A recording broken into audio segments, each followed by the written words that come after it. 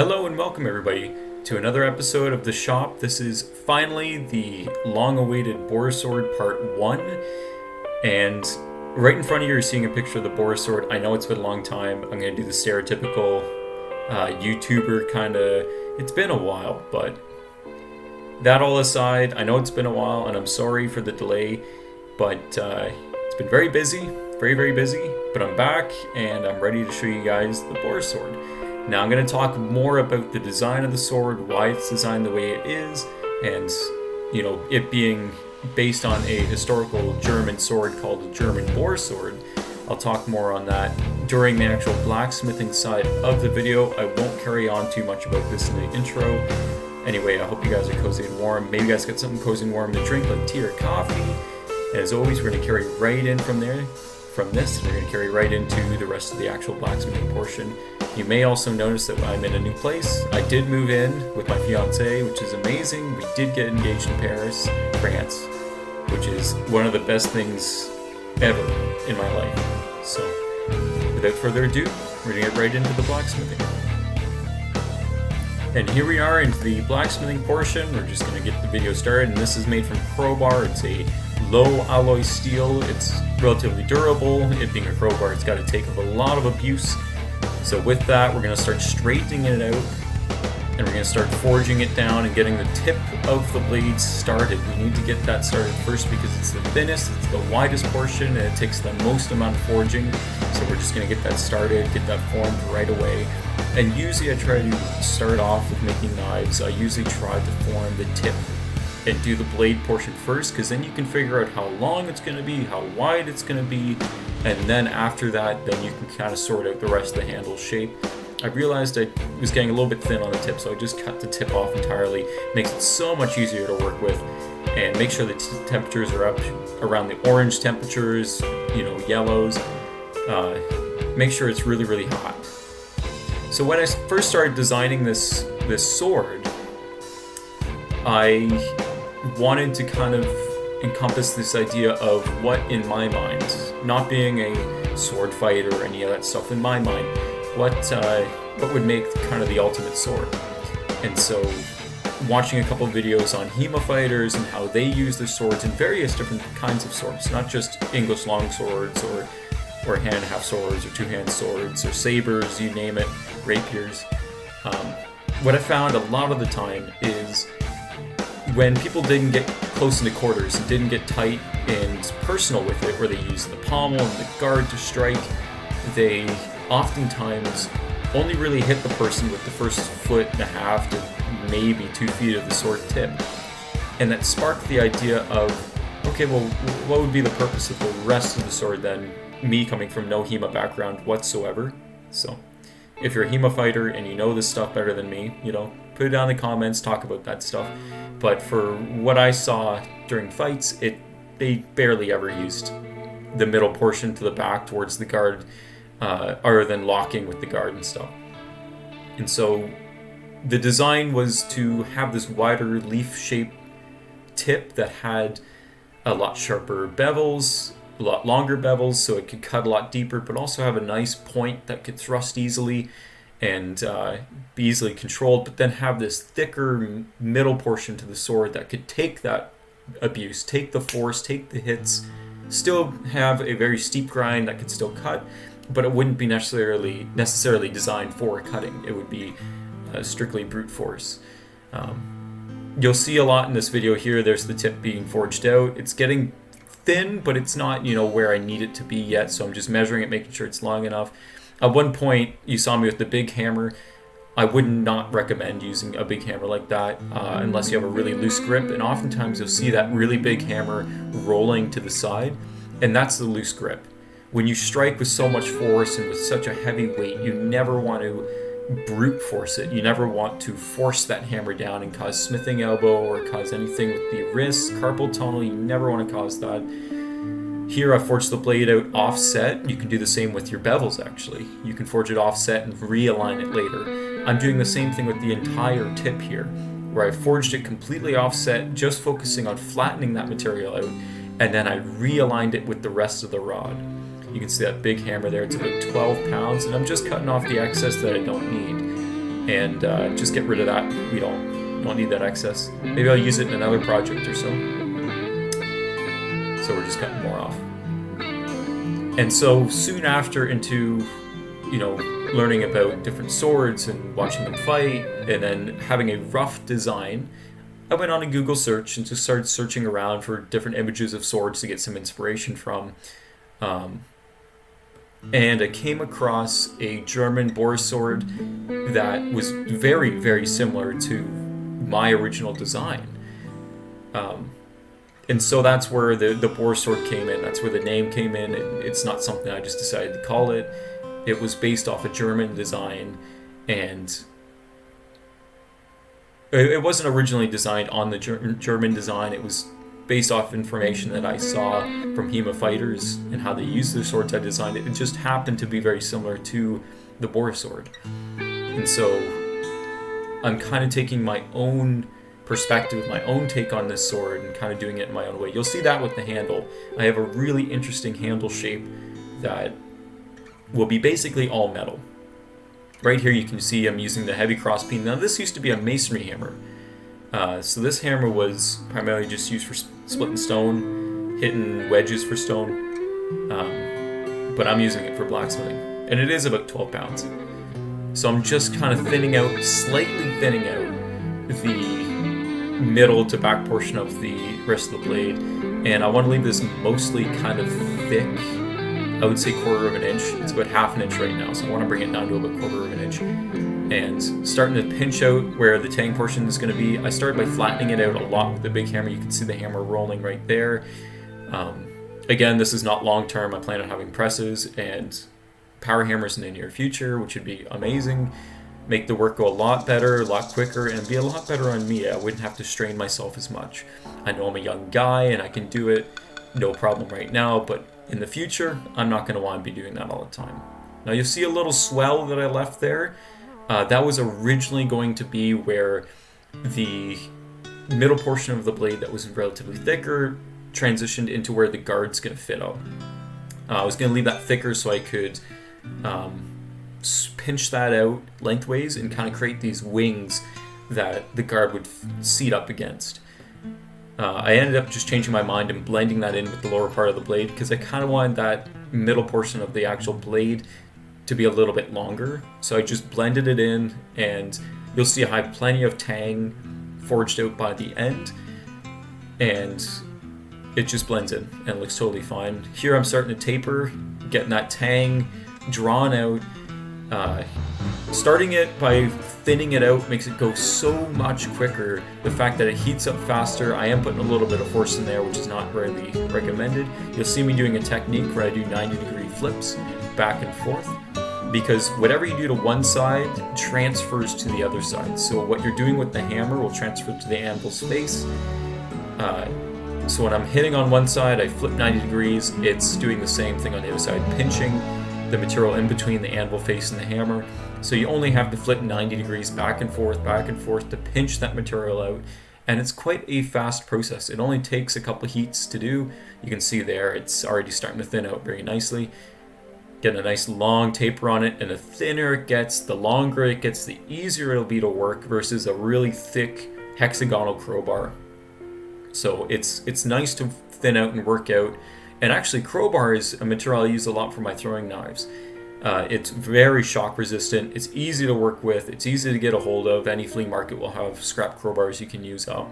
And here I'm using that big hammer just to blend out that little lump that I left there, as I mentioned a little bit ago. So that's just smoothing that out, adding that in. And I'm pretty proud with how this turned out and how quick. This is only about 2 days worth of work total. Maybe if I'm working 3 hours a day worth of forging on this. So this was filmed over 2 days, but it took way too long to make this video. I had all these videos. I probably had close to 30 recordings that I had to go through and snip and edit and all this stuff, and now compile into one video, which then I have to do a voiceover in the camera, that you can now see me in. So it's not too bad. The longest portion of actually filming blacksmithing stuff like this is basically moving the camera around. I started finding ways that I can clip it onto stuff with this clamp that I got, which is actually meant for my lizard's lights to clamp over top of their tank, but I had an extra pair, so I strapped it to my GoPro, and it works amazingly well. This is forging in the swells in which the wings will get forged out of. You can kind of see them starting to be formed there a little bit. Again, I'm just realigning where those wings are getting forged out and pinched out. Realigning it, same as I did with the tip, it's just a thinner material now. So trying to get that re-straightened up back and forth and make sure it looks relatively even on both sides. This is actually before I went and made a whole new anvil stand that's solid metal.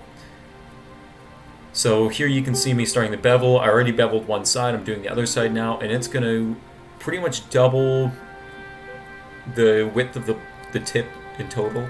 I would say about 2.5 times the width that it originally was, which is fantastic.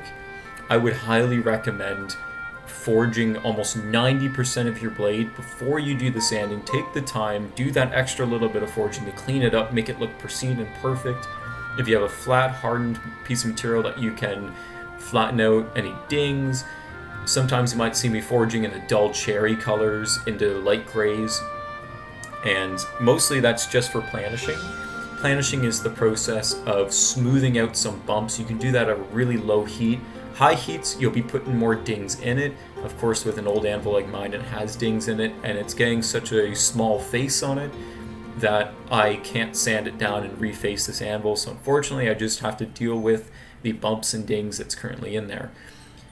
So planishing at a low gray heat like that is fantastic. I'm hitting a little bit with the corner of my hammer. You can see that there. I'm putting a couple dings in it. I'm not worried about that because I'm going to end up planishing that out anyway, so no big deal. And there's still plenty of meat there that I can still sand that out and clean that up anyway. But I would still recommend forging about 90% of the way. And the trick that we used to say back when I went to college for blacksmithing was if you forge 90% of the blade, then it saves you an extra 30 or 40 minutes at the sander, and it really does, because you have to sand out more and more and more bumps and thin it out, and it just makes it so much nicer on you if you spend an extra 5-10 minutes at the forge. It'll save you about 30 minutes at the grinder, and it'll save you a lot on belts too, because then you won't have to sand as much material off to clean it up. So I highly recommend taking the time to practice forging the shape. You can see here I'm just realigning that edge a little bit. Some of the edge, when I was beveling, I pinched out some areas a little too much. This also gives me a chance to realign that tip and get things kind of resituated, put it in line the way that I want it to be, and make it look really, really nice. So you can see me doing that. It is a dull cherry. You can see just the faintest glow of color in it. And now I'm starting to bevel the thicker portion. It's hard to see in the video, but I have this angled so steeply. Like typically you would want to angle the blade a little bit because you're not pinching out the material. You essentially are, but you don't really want to be pinching it out, like laying the blade flat and pinching out the edge. It's not something I typically want to do. You want to angle the blade and then match your hammer to the angle so that you're forging the same thing on both sides, and you're kind of pushing material back in on itself. You're not actually really pinching it out a whole lot. You're just forming that bevel. So it's hard to see in the video here because it's a bit of a top-down view, but I am angling it quite aggressively to get kind of a 45-degree bevel in there, because I do want that steep grind on the inside portion of that BOAR sword. The tip portion, I didn't angle it as much, and that's why you got that little bit of a banana curve. You'll see in this middle portion I'm not getting near as much of a banana curve in there because I'm angling it so aggressively, and it's kind of counteracting that bell curve. Here I'm choking way up on the hammer to make sure I can get a nice and crisp, clean transition into where the guard's going to be. Now I'm going to eventually be filing that, sanding that, cleaning that up anyway, but if I can again forge 90% of this, it'll save me a lot of time sanding. And when I start doing courses and start doing lessons, that's something I'm going to be pushing a little bit more towards people who take my courses, is, you know, taking the time to pay attention to detail and just forge it 95% of the way. You can forge pretty clean forgings if you take your sweet time, make it look good, it'll save you a lot of time in the long run. Instead of brute forcing, punching it out as quick as possible, and then having more grinding to do and more belts to switch out. Here I'm doing the normalization cycles. I only showed you 2. I showed you the back portion and the front portion. I did a lot more than just that. So we're going to pause it right there. It's basically the end of the video. I'm just checking for straightness there as well, making sure things are good.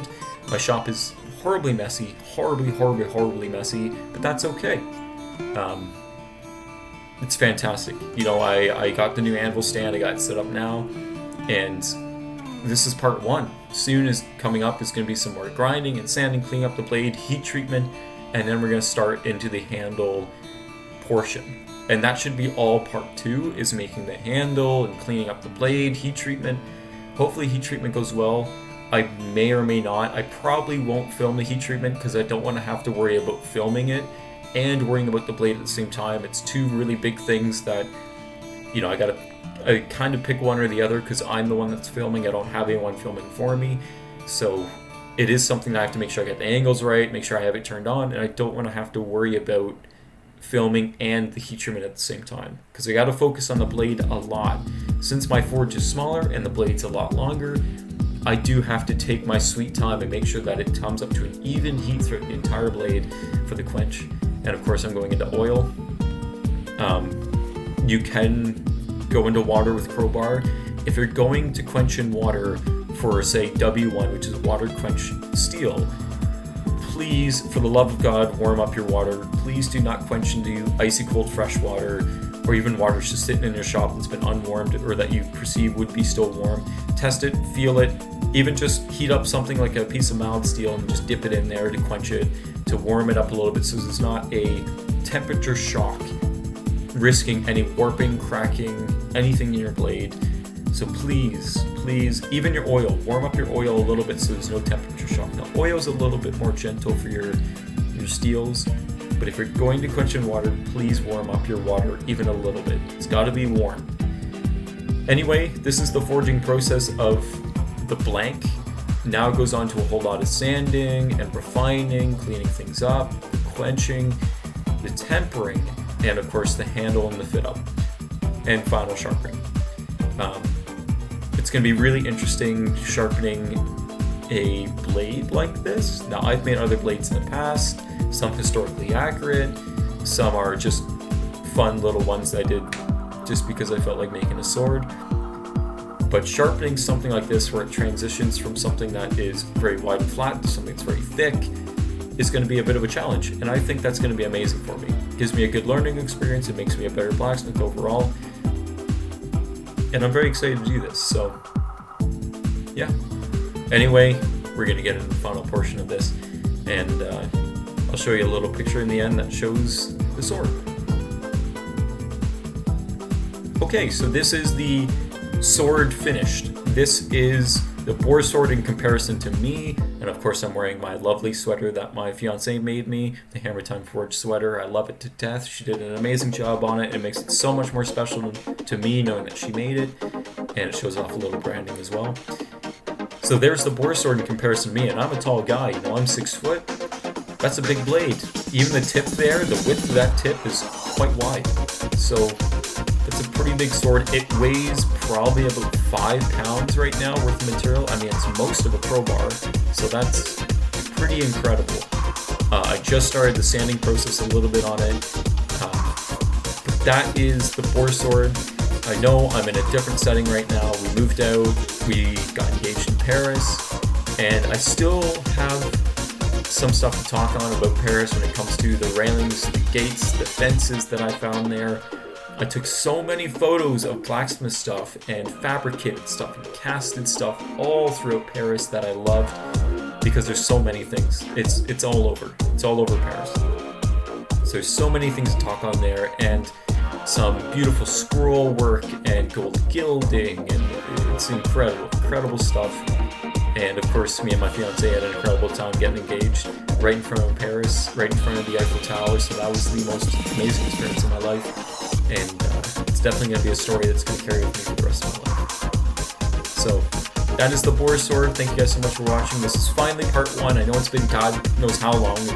delay after delay. It's been about a month since my last video I posted in Paris to now. It's been about 1 month and a couple days or so. So thank you guys so much for being patient. I know it took too long, and I'm going to try to film the next part of the leather stitched handle and try to get that out, and then come back to the BOAR sword again. And yes, in the near future, I do plan on making blacksmithing a full-time video filming and posting, more so than gaming, because gaming is not something I want to continue a whole lot on this channel. It's more of a filler for my channel to keep things kind of moving and rolling and still filming, and to still get comfortable with the recording equipment, because I still have to get comfortable with that stuff. So anyway, video is already getting too long. Thank you guys so much for watching. You guys are awesome. You guys are amazing. Love you guys so much. If you guys like this kind of content, go down in the comment section. Let me know what you like, what you didn't like. Always helps the channel as much as possible. Like, comment, subscribe. You guys are amazing. Love you guys so much. And as always, stay cozy.